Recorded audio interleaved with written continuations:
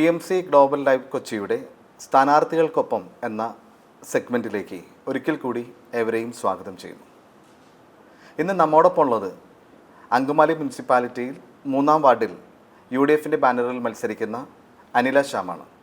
അനില ശ്യാമിനെ BMC global ലൈവിൻ്റെ സ്ഥാനാർത്ഥികൾക്കൊപ്പം എന്ന ഈ പങ്ക്തിയിലേക്ക് സ്വാഗതം ചെയ്യുന്നു.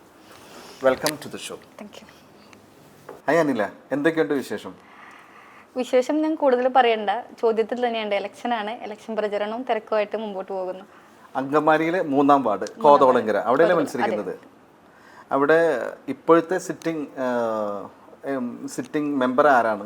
നിലവിലെ കൗൺസിലർ BJPയുടെ കൗൺസിലറാണ് സന്ദീപ് ശങ്കർ എന്നാണ് ആളുടെ പേര്. ഓക്കെ, അപ്പോൾ ഇനിയും ആ ഒരു വാർഡ് കോൺഗ്രസ് അനിലയുടെ തിരിച്ചു പിടിക്കാനാണ് കോൺഗ്രസ് പാർട്ടി ഉദ്ദേശിക്കുന്നത്. തീർച്ചയായിട്ടും. എന്താണ് അനില, എങ്ങനെയാണ് അനില ഇത്രയും നാളും, അതായത് കഴിഞ്ഞ 35 വർഷം LDFും BJPയും കൊണ്ടു നടന്ന വാർഡ് അനില എങ്ങനെയാണ് തിരിച്ചു പിടിക്കാനായിട്ട് കോൺഗ്രസിൻ്റെ കൊടി പാറിക്കാനായിട്ട് ഉദ്ദേശിക്കുന്നത്? എങ്ങനെയെന്ന് ചോദിച്ചു കഴിഞ്ഞാൽ നമ്മൾ ഇറങ്ങി തുടങ്ങിയിട്ടുള്ളൂ. നമ്മളുടെ പ്രവർത്തന മികവ്, നമ്മുടെ കഴിവ് നമ്മൾ ആളുകളിലേക്ക് എത്തിച്ചുകൊണ്ടിരിക്കുന്നുള്ളൂ. ഇറങ്ങിയിടത്തോളം ആളുകളിൽ നിന്ന് പോസിറ്റീവായിട്ട് റെസ്പോൺസ്. കാരണം എന്നെപ്പോലുള്ള യുവത്വങ്ങൾ മുമ്പിലേക്ക് വരണമെന്നാണ് ജനങ്ങൾ ആഗ്രഹിക്കുന്നത്. അത് യുവത്വം മുമ്പിലോട്ട് വന്നാലാണ് പുതിയ എന്താ പറയുക മാറ്റങ്ങൾ, പുതിയ സൃഷ്ടികൾ, അതുപോലെ തന്നെ പുതിയ ചിന്താഗതികളിലൊക്കെ നമ്മളുടെ ജനങ്ങളിലേക്ക് എത്തിക്കാൻ സാധിക്കുകയുള്ളൂ. അപ്പോൾ ഞാൻ ഉദ്ദേശിക്കുന്നത് എന്നിലൂടെ അല്ലെങ്കിൽ എൻ്റെ കൂടെയുള്ളവരിലൂടെ പുതിയ ആശയങ്ങൾ നമ്മുടെ നാട്ടിലേക്ക് കൊണ്ടുവന്ന് നമ്മുടെ നാടിനെ കുറെ കൂടി മുൻപന്തിയിലേക്ക് എത്തിക്കുക എന്നാണ് എൻ്റെ ഒരു ഉദ്ദേശശക്തി. നല്ലൊരു തീരുമാനമാണ്. ഈ നമ്മുടെ സമൂഹത്തെയും അല്ലെങ്കിൽ മനുഷ്യരാശിയെയും നമ്മൾ നല്ല രീതിയിലേക്ക് നമ്മൾ നടത്തണമെങ്കിൽ രാഷ്ട്രീയം ആവശ്യമാണോ? തീർച്ചയായിട്ടും. അപ്പോൾ ഒരു രാഷ്ട്രീയത്തിൽ നിന്നുകൊണ്ട് അവരെ എങ്ങനെ നമ്മുടെ ചെറുകൾക്ക് കീഴിൽ അല്ലെങ്കിൽ അവർക്കൊരു താങ്ങായി, നമുക്കൊരു തണലായി, അവർക്കൊരു കൈയായി എങ്ങനെ പ്രവർത്തിക്കാനായിട്ട് സാധിക്കും? നമുക്ക് പ്രവർത്തിക്കാൻ പ്രത്യേകിച്ച് സ്ഥാനമാനങ്ങളുടെ ആവശ്യമില്ല. ഒരു നല്ല മനസ്സുണ്ടായാൽ മതി. പക്ഷേ നമുക്ക് നല്ലൊരു പിന്തുണ വേണം. പിന്തുണയ്ക്ക് നല്ലൊരു സ്ട്രോങ് ആയ രാഷ്ട്രീയം വേണം, രാഷ്ട്രീയ പാർട്ടി വേണം. ആ ഒരു തീരുമാനമാണ് UDF എന്നൊരു പാർട്ടിയിലേക്ക് എന്നെ നയിച്ചത്. അല്ലെങ്കിൽ ഇങ്ങനെ ഒരു അവസരം എനിക്ക് വന്നു ചേർന്നപ്പോൾ ആ അവസരം യൂട്ടിലൈസ് ചെയ്യേണ്ടത് എൻ്റെ മാത്രം ഉത്തരവാദിത്തമാണ്. കാരണം അവസരങ്ങൾ എപ്പോഴും എല്ലാവരെയും തേടി വരില്ല. യോഗ്യതയുള്ളവരെയാണ് അവസരങ്ങൾ തേടി വരിക. എന്നെ സംബന്ധിച്ചിടത്തോളം ഞാൻ പൂർണ്ണമായും യോഗ്യതപ്പെട്ട ഒരാളായതുകൊണ്ടാണ് ഇങ്ങനൊരു അവസരം മുന്നിലേക്ക് എത്തിപ്പെട്ടത്. കിട്ടിയ അവസരം നല്ല രീതിയിൽ എൻ്റെ നാടിനും എൻ്റെ നാട്ടുകാർക്കും എന്നിലേക്ക് വളർന്നു വരുന്ന, അതായത് ഒരു നേതാവാകാൻ, ഒരു റോൾ മോഡൽ ആകാൻ വേണ്ടിയിട്ട്, എനിക്കൊരു മോഡലല്ല ആകേണ്ടത്, റോൾ മോഡലാണ്. അതുകൊണ്ട് എന്നിലും എൻ്റെ പിന്നാലെ വരുന്ന എൻ്റെ യുവതലമുറയ്ക്ക് ഞാനൊരു മാതൃകയാകണം എന്ന ഉദ്ദേശശുദ്ധിയിൽ മുമ്പോട്ട് പോകുന്നു. ഒരു ലീഡറുടെ ഏറ്റവും വലിയ കഴിവുകളുടെ അല്ലെങ്കിൽ ഒരു ലീഡറിന് ഏറ്റവും വേണ്ട ഒരു കാര്യം തന്നെയാണ് അനില ഇപ്പോൾ നമ്മളുമായിട്ട് പങ്കുവച്ചത്. അവരിലൊരാളായി മാറാൻ, അവരിലൊപ്പം നടക്കാൻ, അവരുടെ കൂടെ കൈ പിടിച്ച് നടക്കുന്നതല്ല, കൂടെ നടക്കാനാണ് നമ്മൾ ഇപ്പോഴും ശ്രമിക്കുന്നത്. അനില ആദ്യമായിട്ടാണ് UDFൻ്റെ ബാനറിൽ കൈ ചിഹ്നത്തിൽ മത്സരിക്കുന്നത്. തീർച്ചയായിട്ടും. അപ്പോൾ അനിലയുടെ സ്വപ്നങ്ങൾ എന്തൊക്കെയാണ്?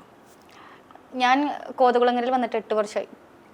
8 വർഷത്തിനിടയ്ക്ക് കോതകുളങ്ങരയിലൊരു 2018 ഒരു വെള്ളപ്പൊക്കം വന്നിരുന്നു. കോതകുളങ്ങര എന്ന സ്ഥലം സ്ഥിതി ചെയ്യുന്നത് മാഞ്ഞാലിത്തോടിന് കരയാണ്. അതായത് അങ്കമാലി മുനിസിപ്പാലിറ്റിയിൽ ഒരുമാതിരി കണ്ട് വാർഡുകളും കടന്നു പോകുന്നത് ഈ മാഞ്ഞാലിത്തോടിൻ്റെ സൈഡിലൂടെയാണ്. 2018 വെള്ളപ്പൊക്ക സമയത്ത് ഒരുമാതിരി കുടുംബങ്ങളെ അത് ഏറ്റവും മോശമായ രീതിയിൽ ബാധിച്ചിരുന്നു.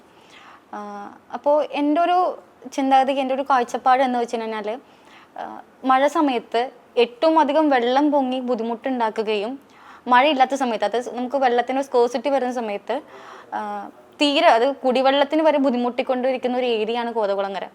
അപ്പോൾ തീർച്ചയായിട്ടും എനിക്ക് അവിടെ അതായത് എൻ്റെ ഒരു ഞാനൊരു കൗൺസിലർ ആയി കഴിഞ്ഞാൽ, എൻ്റെ ജനങ്ങളുടെ സപ്പോർട്ട് കൊണ്ട് ഞാനൊരു കൗൺസിലർ ആയി കഴിഞ്ഞാൽ എനിക്ക് അവിടെ ചെയ്യാൻ പറ്റുന്ന എന്താണോ, അവിടെ മഴവെള്ള സമയത്ത് ആ നാട്ടിൽ ഉണ്ടാകുന്ന ബുദ്ധിമുട്ട്, വെള്ളം കൊണ്ട് ഉണ്ടാകുന്ന ബുദ്ധിമുട്ട് എന്ത് സൊല്യൂഷൻ കണ്ടുപിടിക്കാൻ പറ്റണം.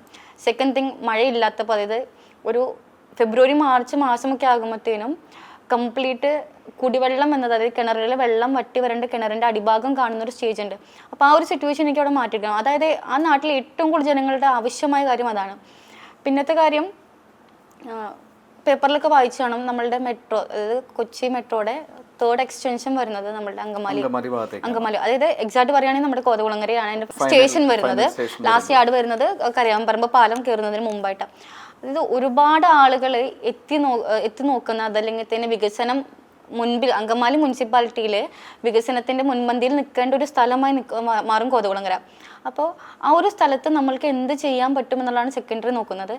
അതായത് നമുക്കവിടെ കുട്ടികൾക്കായിട്ടൊരു കളിക്കാനൊരു സ്പേസ് വേണം. സെക്കൻഡ് തിങ്, നമുക്കവിടെ ഓപ്പൺ ജിം എന്നൊരു കോൺസെപ്റ്റ് ഉണ്ട്. പിന്നെ ഞാൻ ഏറ്റവും കൂടുതൽ, ഞാനിപ്പോൾ ജോലിക്ക് പോയിക്കൊണ്ടിരുന്നൊരു സമയത്ത് നമ്മളുടെ ഒരു NH, നമ്മുടെ ഹൈവേയിലാണ് ഉള്ളത്. അപ്പോൾ റോഡ് ക്രോസ് ചെയ്യാൻ ഏറ്റവും കൂടുതൽ ബുദ്ധിമുട്ടുള്ളത് അവിടെയാണ്. ചെറിയ കുട്ടികൾ, പ്രായമായവർ, അമ്പലത്തിൽ പോകുന്നവർ, ഇവർക്കൊക്കെ റോഡ് ക്രോസ് ചെയ്യാന്ന് വെച്ചാൽ ഭയങ്കര ബുദ്ധിമുട്ടുള്ള കാര്യമാണ്. അതായത് 10-15 മിനിറ്റ് വരെ അവിടെ വെയിറ്റ് ചെയ്തിട്ടാണ് റോഡ് ക്രോസ് ചെയ്യുന്ന ഒരു സിസ്റ്റം വരുന്നത്. അപ്പം അവിടെ എന്ന് വെച്ചാൽ നമുക്കൊരു ഓവർ ബ്രിഡ്ജ് എന്നൊരു കോൺസെപ്റ്റ് കൊണ്ടുവന്നതിനാൽ ഏറ്റവും ആ നാട്ടുകാർക്ക് ഏറ്റവും ഉപകാരപ്രദം അതായിരിക്കും. കാരണം കറക്റ്റ് സമയത്ത് ബസ് കിട്ടും, ഓഫീസിലെത്താൻ പറ്റും, കുട്ടികൾക്കാണെങ്കിൽ ബസ്സിൽ കിട്ടാവില്ല, അങ്ങനെ കുറേ അഡ്വാൻറ്റേജസ് അതുകൊണ്ടുണ്ട്. എല്ലാറ്റിലുപരി വളരെ സേഫ് ആയിട്ട് റോഡ്, തീർച്ചയായിട്ടും ഒരുപാട് ആക്സിഡൻസ് നടക്കുന്ന ഏരിയയാണ് കോതകുളങ്ങര. സഹായിക്കുകയും ചെയ്യും. ഇപ്പോൾ കഴിഞ്ഞ ഒരു 5 വർഷക്കാലം UDF ആണ് അങ്കമാലി മുനിസിപ്പാലിറ്റി ഭരിച്ചുകൊണ്ടിരുന്നത്. 3 ചെയർമാൻമാരുടെ കീഴിൽ അങ്കമാലി UDF ഭരണം പോയിക്കൊണ്ടിരിക്കുന്നു. അപ്പോൾ ഒരു തുടർ ഭരണത്തിനായി, അല്ലെങ്കിൽ കഴിഞ്ഞ 5 വർഷത്തെ, അല്ലെങ്കിൽ ഒരു UDF സ്ഥാനാർത്ഥി എന്ന നിലയിൽ കഴിഞ്ഞ 5 വർഷത്തെ അങ്കമാലി മുനിസിപ്പാലിറ്റിയുടെ വികസനം അല്ലെങ്കിൽ പ്രവർത്തനങ്ങൾ ഒന്ന് വിശദീകരിക്കാമോ, ഒന്ന് വിലയിരുത്താമോ? ഭരണ നേട്ടങ്ങൾ എന്ന് പറയുകയാണെങ്കിൽ നമ്മളുടെ പ്രൈവറ്റ് സ്റ്റാൻഡിനോട് ചേർന്ന് ക്രിമിറ്റോറിയം എന്ന് പറഞ്ഞൊരു സംഭവം, അതിൻ്റെ പണി നടന്നുകൊണ്ടിരിക്കുകയാണ്. സെക്കൻഡ് തിങ്, നമ്മളുടെ റോഡുകൾ ഇപ്പം നമ്മൾ എടുത്തു നോക്കിക്കഴിഞ്ഞാൽ നമ്മൾ കൊച്ചി ഇൻ്റർനാഷണൽ എയർപോർട്ടിനോട് അടുത്ത് കിടക്കുന്നൊരു ഇതാണ് അങ്കമാലി മുനിസിപ്പാലിറ്റി. അപ്പോൾ നമ്മളവിടുത്തെ റോഡുകൾ ഒരുമാതിരി കണ്ട റോഡുകളും കട്ട വിരിച്ച് സഞ്ചാരയോഗ്യമാക്കിയിട്ടുണ്ട്. പിന്നത്തെ കാര്യം പറയുകയാണെങ്കിൽ നമ്മുടെ അങ്കമാലി മുനിസിപ്പാലിറ്റിക്ക് എറണാകുളം ജില്ലയിൽ നമ്പർ 1 മുനിസിപ്പാലിറ്റിക്കുള്ള അവാർഡ് കിട്ടിയിരുന്നു. അപ്പോൾ അതൊക്കെ വെച്ച് നോക്കുമ്പോൾ ഒരുപാട് ഭരണ നേട്ടങ്ങൾ UDF നടത്തിക്കൊണ്ടിരിക്കുന്നുണ്ട്. ഇതിൻ്റെ നമുക്കൊരു പിന്തുടർ ഭരണം കിട്ടിയാൽ മാത്രമേ നമുക്ക് ബാക്കി ഇനിയുള്ള കാര്യങ്ങൾ നമുക്ക് അതെ, അതായത് ഇത്രയും നാളും ഓടിച്ചുകൊണ്ടിരുന്ന വണ്ടിയിൽ ആ വണ്ടി തന്നെ കണ്ടിന്യൂ ചെയ്യുകയാണെങ്കിൽ നമുക്ക് ഈ തുടർ പരിപാടികളെല്ലാം നമുക്ക് അവിടെ ആസൂത്രണം ചെയ്യാനായിട്ട് സാധിക്കും. ശ്രീ 3-ാം വാർഡിൻ്റെ സ്ഥാനാർത്ഥി, പ്രത്യേകിച്ചും വനിത, ആദ്യമായി മത്സരിക്കുന്നു.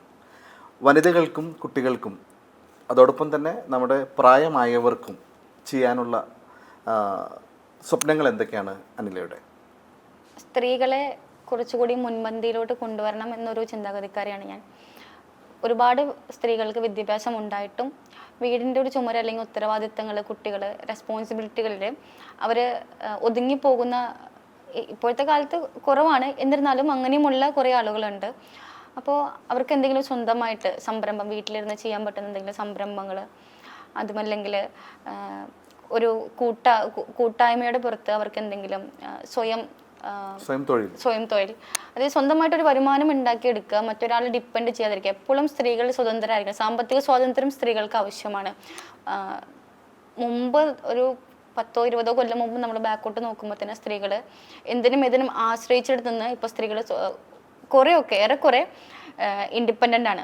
അപ്പോൾ ഇനിയും അങ്ങനെ എത്താത്ത ഒരുപാട് ഇടങ്ങളുണ്ട്. അപ്പോൾ എന്നെ സംബന്ധിച്ചിടത്തോളം ഒരു സ്ത്രീ എന്ന നിലയിൽ അവരെ കുറെ കൂടി മുൻപന്തിയിലോട്ട് കൊണ്ടുവരിക, അവർക്ക് കുറേ കൂട്ടായ്മകൾ, ഒരുപാട് സ്ത്രീകൾ കുടുംബങ്ങളിൽ ഒരുപാട് പ്രശ്നങ്ങൾ സഫോക്കേറ്റഡ് ആയിരിക്കും, അതല്ലെങ്കിൽ പുറത്ത് പറയാൻ പറ്റാത്ത ഒരുപാട് വിഷമങ്ങൾ കൊണ്ട് നടക്കുന്നവരായിരിക്കും. അപ്പോൾ അവർക്കായിട്ടൊരു കൂട്ടായ്മ സംഘടിപ്പിക്കുക, അവരുടെ ഉള്ളിലെ പ്രശ്നങ്ങൾ പരസ്പരം പറയാം. ഇപ്പം നമ്മൾ ന്യൂസിലൊക്കെ കാണുന്നുണ്ടാകും ഒരുപാട് സ്ത്രീകൾ വന്നിട്ട് സ്ത്രീധനം, അതല്ലെങ്കിൽ തന്നെ കുടുംബ പ്രശ്നങ്ങൾ കാരണം സൂയിസൈഡൊക്കെ ചെയ്യുന്നത്. ശരിക്കും പറഞ്ഞാൽ അവർക്കൊന്നും അവരുടെ കാര്യങ്ങൾ ഒരാളോട് തുറന്ന് പറയാൻ പറ്റാത്ത, ചിലപ്പോൾ നമ്മൾ വീട്ടിൽ പറഞ്ഞു കഴിഞ്ഞാൽ വീട്ടുകാർ എന്ത് വിചാരിക്കും, അല്ലെങ്കിൽ അവർക്കൊരു ബാധ്യതയാകുമെന്നൊക്കെ ഓർത്തിട്ട് ഒരുപാട് പേര് മിണ്ടാണ്ടിരുന്നത് എൻഡ് ഓഫ് ദി ഡേ അവർ വന്നിട്ട് സൂയിസൈഡ് ചെയ്യുക, അതല്ലെങ്കിൽ ഇതിനപ്പുറത്തേക്ക് ഒരു സൊല്യൂഷൻ ഇല്ലെന്ന് ചിന്തിക്കുന്നവരടുത്ത് ആത്മഹത്യ, അല്ലെങ്കിൽ വീട് വിട്ട് ഇറങ്ങിപ്പോകുക, അങ്ങനെ ഒരുപാട് ആ ഒരു സ്റ്റേജിലേക്ക് എത്തുന്ന സ്ത്രീകളുണ്ട്. അപ്പോൾ അവരെ അങ്ങനെയുള്ളവർക്കൊക്കെ ഒരു കേൾവിക്കാരി ആവാനും അതോടൊപ്പം തന്നെ അവർക്ക് വേണ്ടി നല്ല പ്രവർത്തനങ്ങളും ചെയ്യാനുമാണ് അനില ഉദ്ദേശിക്കുന്നത്. തീർച്ചയായിട്ടും. അത് അവർക്കായിട്ടൊരു കൂട്ടായ്മ രൂപീകരിക്കുക, അവരെ കേൾക്കാൻ ഒരാളെ ഒരു കൂട്ടം ആളുകളെ ഏർപ്പാടാക്കുക. അതൊക്കെയാണ് അനിലയുടെ ഭാവി പരിപാടികൾ. അനില പറഞ്ഞ കൂട്ടത്തിൽ അനില വിദ്യാഭ്യാസത്തിനെ കുറിച്ച് പറഞ്ഞു. സ്ത്രീകൾക്ക് ഏറ്റവും അത്യാവശ്യമായിട്ട്, സ്ത്രീകൾക്ക് മാത്രമല്ല എല്ലാവർക്കും വിദ്യാഭ്യാസം അത്യാവശ്യമാണ്. സ്ത്രീകൾക്ക് വിദ്യാഭ്യാസം സ്വന്തം കാലിൽ നിൽക്കാൻ വളരെ അത്യാവശ്യമായൊരു കാര്യമാണ്. അപ്പോൾ അനിലയുടെ വിദ്യാഭ്യാസത്തിനെ കുറിച്ച് ഞങ്ങളുടെ പ്രേക്ഷകർക്കായിട്ട് ഒന്ന് പങ്കുവയ്ക്കാവോ? ഞാൻ M.Com ബിരുദധാരിയാണ്. ജോലി ചെയ്യുന്നുണ്ടായിരുന്നു. ഇപ്പോൾ ജോലി നിർത്തി സ്വന്തമായിട്ടൊരു സംരംഭം കൊണ്ടു നടക്കുന്നു. ഒരു റെൻ്റൽ ഓർണമെൻറ്റ്സ് ആണ് നമ്മുടെ ബ്രൈഡ്സിനും ബ്രൈഡ് മെയ്ഡ്സിനും ഒക്കെ റെൻ്റലും ആൻഡ് റീറ്റെയിലായിട്ട് ആഭരണങ്ങൾ വിൽക്കുന്ന ഒരു സ്ഥാപനമാണ് കൊണ്ടു നടക്കുന്നത്. ഓക്കെ, ബിസിനസ് എല്ലാം നന്നായിട്ട് പോകുന്നു? തീർച്ചയായിട്ടും. ഇപ്പോൾ രാഷ്ട്രീയത്തിലേക്ക് ഇറങ്ങി, രാഷ്ട്രീയത്തിൽ ഇനിയിപ്പോൾ ഇലക്ഷൻ വരെയും ഇലക്ഷന് ശേഷവും നമ്മുടെ കൂടുതൽ സമയം നമ്മൾ രാഷ്ട്രീയത്തിലേക്ക് നമ്മൾ ചിലവഴിക്കുകയാണ്. അപ്പോൾ നിങ്ങളുടെ ഫാമിലിയുടെ സപ്പോർട്ട്, നിങ്ങളുടെ ഫാമിലിയിൽ ആരൊക്കെയുണ്ട്, അതും കൂടി ഞങ്ങൾക്കായി ഒന്ന് പരിചയപ്പെടുത്താമോ? എൻ്റെ കുടുംബം കോൺഗ്രസ് പാരമ്പര്യമുള്ള കുടുംബമാണ്. എൻ്റെ ബ്രദേഴ്സ് എല്ലാവരും കോൺഗ്രസ്സിൽ അത്യാവശ്യം പ്രവർത്തിക്കുന്ന ആളുകളാണ്. അപ്പോൾ എൻ്റെ ഒരു പേര് അവരാണ് സജസ്റ്റ് ചെയ്തത്. അപ്പോൾ അതിൻ്റെ ബേസിൽ നമ്മൾ MLA വിളിക്കുകയുണ്ടായി. MLA പോലെ ഒരാൾ നമ്മളോട് ഇങ്ങനെ ആവശ്യം വെക്കുമ്പോൾ നമുക്കത് നോ പറയാൻ പറ്റില്ല. അപ്പോൾ MLA യുടെ ഒരു സാന്നിധ്യത്തിൽ നമ്മൾ നമ്മളുടെ വാർഡിൻ്റെ അവസ്ഥയെക്കുറിച്ച് സംസാരിച്ച് കഴിഞ്ഞപ്പോൾ MLA പൂർണ്ണ പിന്തുണ നമുക്ക് നൽകി. അദ്ദേഹത്തിൻ്റെ സകല സ്വാധീനവും MLA ഫണ്ടൊക്കെ ഉപയോഗിച്ച് നമ്മുടെ നാടിൻ്റെ വികസനത്തിനായി എന്തും ചെയ്യാമെന്നുള്ളൊരു പൂർണ്ണ പിന്തുണയുടെ പുറത്താണ് നമ്മൾ സ്ഥാനാർത്ഥിത്വം എന്നൊരു ഇത് സ്വീകരിച്ചിരിക്കുന്നത്. എൻ്റെ ഭർത്താവിൻ്റെ പേര് ശ്യാം. അദ്ദേഹം ഇവിടെ അങ്കമാലിയിൽ ബിസിനസ് ചെയ്യുന്നു. പിന്നെ എനിക്ക് 2 കുട്ടികളാണ്, ഒരു ആൺകുട്ടിയും പെൺകുട്ടിയും, ദക്ഷാധ്യാൻ. പിന്നെ വീട്ടിൽ അമ്മ, മാമൻ. വീട്ടിൽ നിന്നുള്ള പൂർണ്ണമായ പിന്തുണയും സപ്പോർട്ടും കൊണ്ടാണ് രാഷ്ട്രീയത്തിലേക്ക് ഇറങ്ങുന്നത്. ഏറ്റവും കൂടുതൽ സപ്പോർട്ട് എൻ്റെ ഹസ്ബൻഡാണ്. എന്താവശ്യത്തിനും എൻ്റെ കൂടെ പ്രവർത്തിക്കാനാണെങ്കിലും എനിക്ക് വേണ്ടിയിട്ടുള്ള എല്ലാ കാര്യങ്ങളും ചെയ്യാനാണെങ്കിൽത്തേനും, ഞാൻ വീക്കായി പോകുന്നവരടുത്ത് എൻ്റെ കൂടെ നിന്ന് എൻ്റെ വീക്ക് പോയിന്റ് കറക്റ്റ് ചെയ്യാനാണെങ്കിൽത്തേനും ഹസ്ബൻഡാണ് കൂടെ ഉള്ളത്. ഹസ്ബൻഡിൻ്റെ കൂടെ ഹസ്ബൻഡിൻ്റെ ഫ്രണ്ട്സും ഫുൾ ഫാമിലി സപ്പോർട്ടും ഉള്ളതുകൊണ്ട് മുമ്പോട്ട് പോകുന്നു. തദ്ദേശ സ്വയംഭരണ സ്ഥാപനങ്ങളുടെ ഇലക്ഷൻ ഇങ്ങ് പടിവാതിക്കൽ വന്ന് നിൽക്കുകയാണ്. അനിലയെ പോലുള്ള ആളുകളും വളരെയധികം ഓരോ ദിവസവും പല വീടുകൾ കയറി ഇലക്ഷൻ പ്രചാരണത്തിൻ്റെ ചൂടിലാണ്. ഈ വളരെ തിരക്കിനിടയിലും BMC ഗ്ലോബൽ ലൈവിലേക്ക് വരുവാനും ഞങ്ങളോടൊപ്പം, ഞങ്ങളുടെ പ്രേക്ഷകരോടൊപ്പം സമയം സ്പെൻഡ് ചെയ്യാൻ കാണിച്ച വലിയ മനസ്സിന് BMC ഗ്ലോബൽ ലൈവ് കൊച്ചിയുടെ നന്ദി, നമസ്കാരം. BMC ഗ്ലോബൽ ലൈവ് ചാനലിൻ്റെ പ്രോഗ്രാമിലേക്ക് എന്നെ ക്ഷണിക്കുകയും എൻ്റെ ആശയങ്ങളും എൻ്റെ കാഴ്ചപ്പാടുകളും പ്രേക്ഷകരിലേക്ക് എത്തിക്കാൻ ശ്രമിക്കുകയും ചെയ്യുന്ന ഈ ചാനലിനും ഈ ചാനലിൻ്റെ അണിയറ പ്രവർത്തകർക്കും, പ്രത്യേകിച്ച് മാർട്ടിൻ ചേട്ടനും എൻ്റെ നന്ദി അറിയിക്കുന്നു. അതോടൊപ്പം എന്നോടൊപ്പം അങ്കമാലി മുനിസിപ്പാലിറ്റിയിൽ സ്ഥാനാർത്ഥികളായി മത്സരിക്കുന്ന എല്ലാവർക്കും വോട്ട് ചെയ്യണമെന്ന് അഭ്യർത്ഥിക്കുകയും ചെയ്യുന്നു.